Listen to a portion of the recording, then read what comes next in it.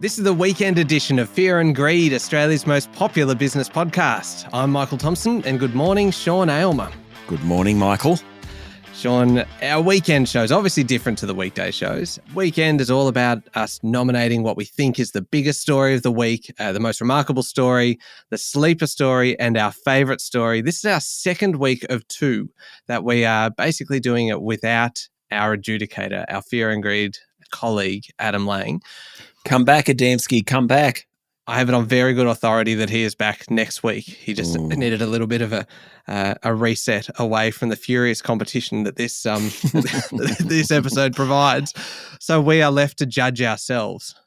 Righto, I'm happy to do that. I think last week we ended up with a 2-2 draw. I've got my money on another 2-2 draw. It can't be much fairer than that. I think that's pretty impressive. Biggest story of the week. Let's start there. Logically, it's the start.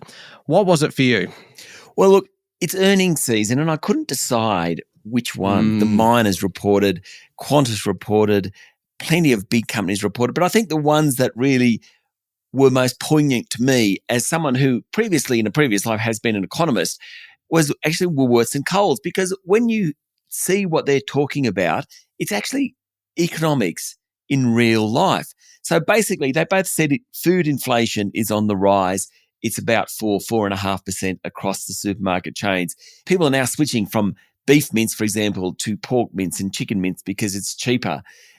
Bakery goods are going up in price. Some tin goods are actually higher in demand because people are really feeling this cost of living hit that we're getting with higher interest rates, with higher petrol prices.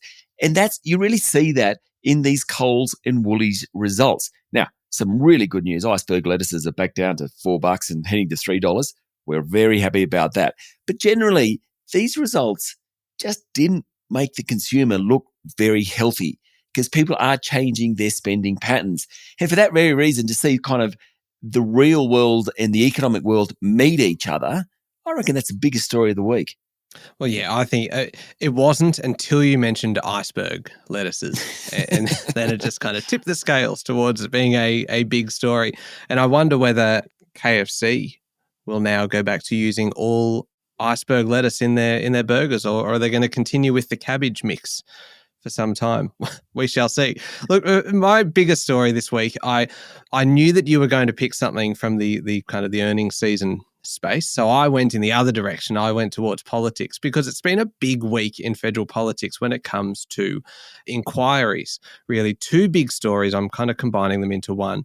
The Prime Minister, Anthony Albanese, late in the week launched a royal commission into the robo-debt scheme that took place under the Morrison government. So basically what the whole scheme was, it was where it was using automated systems to collect overpayments from Centrelink recipients.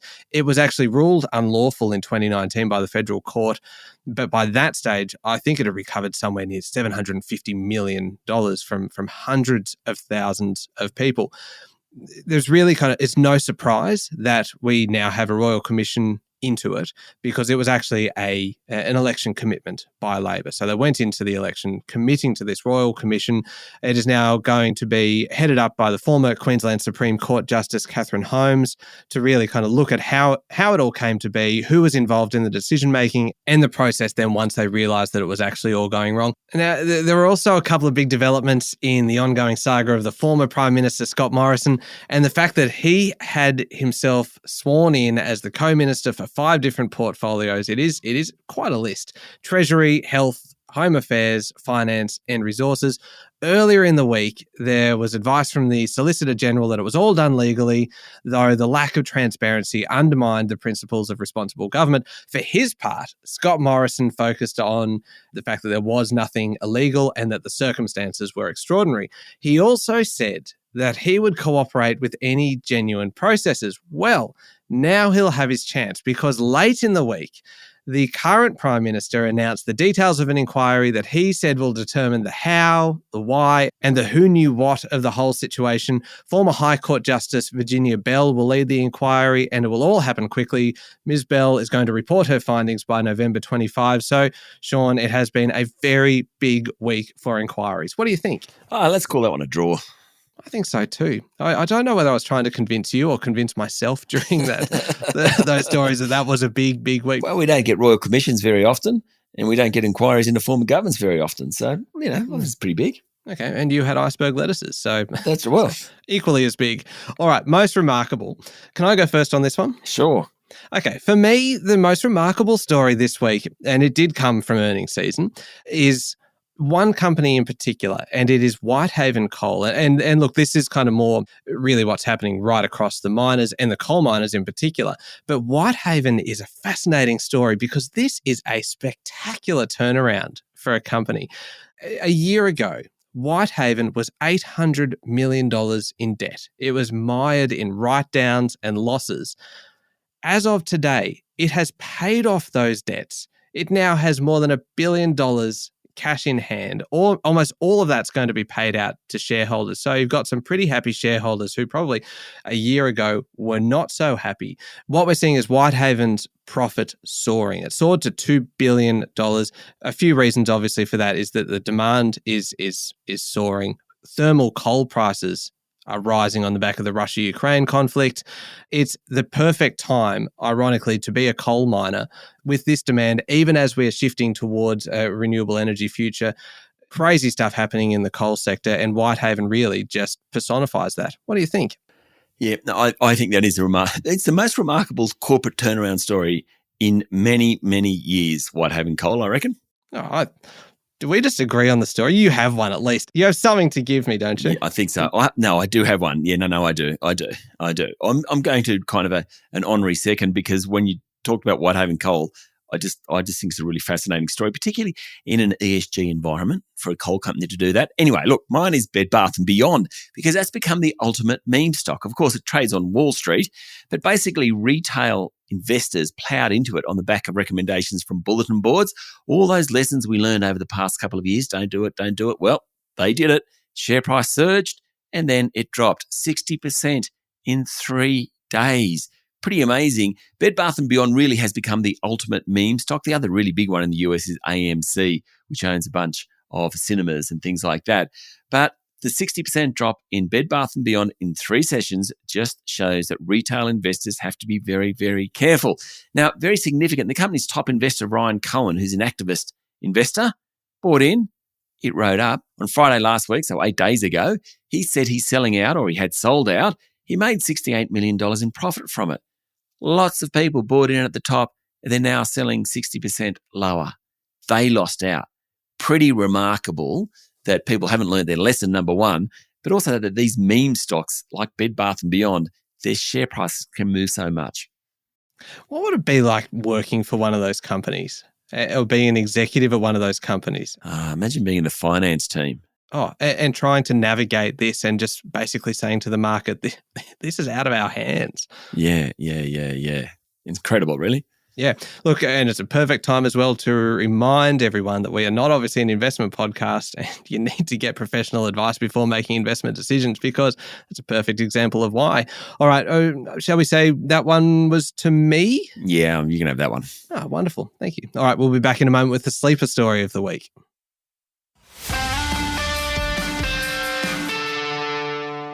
All right, Sean, we're looking for the sleeper story of the week. So this is maybe a story that's not getting the attention that it deserves or is going to become a bigger story further down the track. That's certainly the case for my story, but you go first. Well, I think it's about skilled migration. Now, we have a jobs summit next Thursday, Friday, and we will hear lots about migration in that, but it will be somewhat around people having a job and wages and that type of thing. A couple of things this week have come out which are really, really significant. There was a Deloitte Access Economics report that said the labour market in Australia was a standout success during the COVID-19 pandemic. That was evidenced by the jobless rate falling to 3.4%. But now the government needs to pass the reins on employment to the private sector, and the private sector needs skilled workers. The way to get them is migration, cut red tape, get them in the door. That's the first point. The second point, which is even more relevant in my mind, the government is talking about introducing a minimum wage for migrants working in Australia. What that does is not bring in a bunch of fruit pickers, it brings in a bunch of skilled migrants. At the moment, I think migrants can come in on about I may have to be corrected on this, but about $55,000. The government's talking about making the minimum wage for them $63,000. That is a big jump, and it will encourage people to use the immigration system to bring in skilled migrants rather than unskilled migrants. Just haven't heard much about it, but this will play out big time over the next 12 months. Michael, your sleeper story. Oh, that's a good one. That is a good one. Look, mine is a sleeper story in a way. It's not good that I'm already kind of qualifying it in that manner. It doesn't say that I have a great deal of confidence. But anyway, mine is all about nuclear power. And at least in Japan, nuclear power is big news at the moment, because what we've been seeing over the last decade since the Fukushima disaster back in 2011 is nuclear reactors there being switched off. Now, though, it's basically an about face in Japan that they're actually now moving back towards nuclear power. Japan's not alone in that. Germany is also trying to figure out how to kind of reverse its anti-nuclear stance and to start getting reactors back online. There is kind of talk really that some see nuclear power as the only way that the world can truly get to net zero carbon emissions.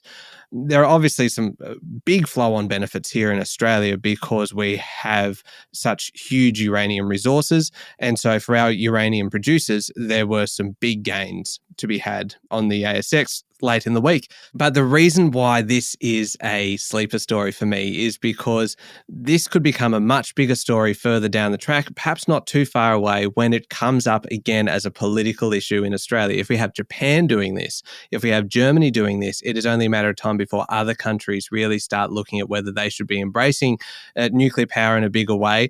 And if that conversation comes back up in Australia, it is going to be a really big political issue because we have a government that is pretty firmly opposed to it. We have an opposition that is more open to discussing it, and those two, there's already been some clashes between them over this issue, and that could well become a bigger issue as we get further down the track.